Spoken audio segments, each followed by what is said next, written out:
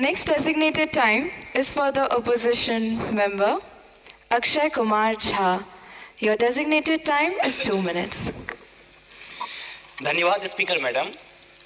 हमारे मिथिला में कहावत है कि पग पग पोखर माछ मखान, मधुर मुस्की सबहक मुखपान, विद्या वैभव शांति प्रतीक एहन क्षेत्र मिथिला थी। और हम चूंकि उत्तर बिहार से आते हैं जहां वाटर हार्वेस्टिंग को लेकर सबसे अच्छा उदाहरण माना जाता था। तालाबों की भरमार थी, मछली पालन हो रहा था। साहब आपकी सरकार हमारे स्टेट में चलिए, तालाब भरवा कर प्रखंड मुख्यालय बनवा देती है।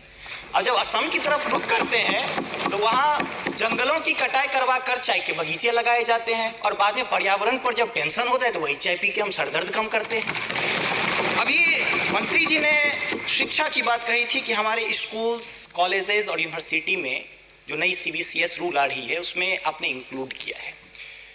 मैं भी एक समय में राष्ट्रीय NSS के तहत स्वयंसेवक रहा था, और उसमें हमने कई वृक्षारोपण किए, क्लीनलीनेस ड्राइव चलाएं। लेकिन महोदय, मेरा मानना एक चीज़ है कि जब हम स्कूल तक रहते हैं तो हमारी मन मस्तिष्क में पर्यावरण के प्रति बहुत जागरूकता रहती है। लेकिन जब अपने स्नातक हम कंप्लीट करते हैं और मुखर्जी नगर में तैयारी करने आते हैं, UPSC का मेंस लिखते हैं, GS पेपर 4 और सत्यनिष्ठा अभिरुचि की जब हमारी क्लास लगती है तो हम ये नहीं समझ पाते हैं कि ब्यूरोक्रेसी में आने के बाद फिर हम भ्रष्टाचार में संलिप्त क्यों हो जाते हैं। जब हम वहीं से आगे चलकर इसी सदन में चुन के आते हैं, जब हम और आप साथ पढ़ रहे होते हैं, एक ब्यूरोक्रेसी में जाते हैं, चुन के सदन में आते हैं, तो सिर्फ हमारी टेंडेंसी रोड बनाने तक क्यों सीमित हो जाती है? कहाँ मर जाती है वो नैतिकता? इसका मतलब है कि हमें जो शिक्षा दी जा रही है उसमें कहीं ना कहीं नैतिकता की कमी है। महोदय,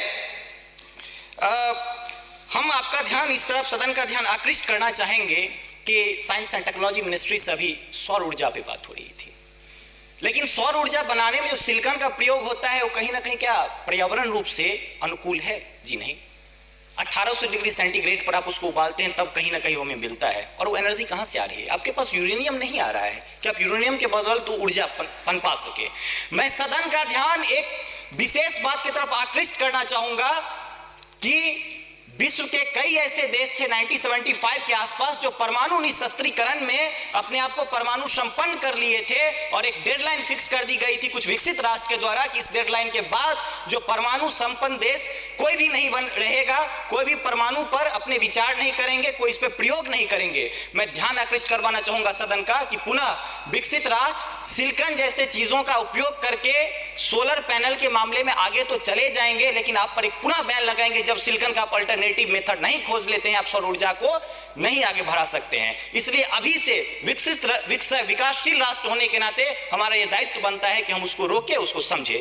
महोदया, मैं अपना व्याख्यान खत्म करना चाहूंगा हरिवंश राय बच्चन की कविता से कि रब ने नवाजा हमें जिंदगी देकर और हम शोहरत मांगते रह गए, जिंदगी गुजार दी शोहरत के पीछे फिर जीने की मोहलत मांगते रह गए। ये कब्र ये जनाजे सिर्फ बातें हैं मेरे दोस्तों, वरना इंसान मर तो तभी जाता है जब याद करने वाला कोई ना हो।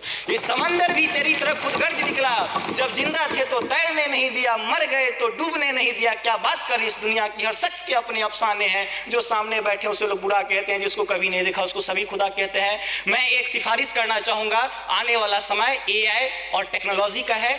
माननीय मंत्री जी, आप इसको विश्वविद्यालय और महाविद्यालय में कमेटी बनाकर इसको पाठ्यक्रम में शामिल करें, जिससे आने वाले समय में यदि हमारे बच्चे ब्यूरोक्रेट्स या विधायक या कॉन्ट्रैक्टर बनते हैं तो उनकी नैतिकता नहीं मरे। वनों की कटाई के साथ विकास होना चाहिए। बहुत बहुत धन्यवाद।